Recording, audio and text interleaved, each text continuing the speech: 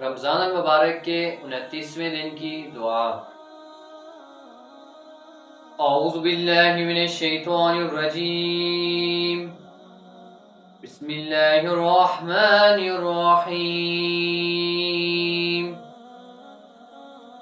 اللہم غشنی فیہ برحمہ وارزقنی فیہ توفیق والعصمہ وطہر قلبی من غیائب التہمہ یا رحیم بعبادہ المؤمنین۔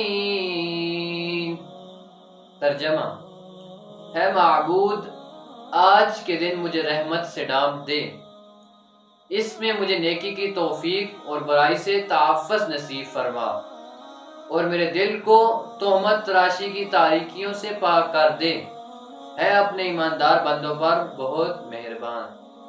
اللہم صلی علی محمد وآل محمد وعجل فرج آل محمد۔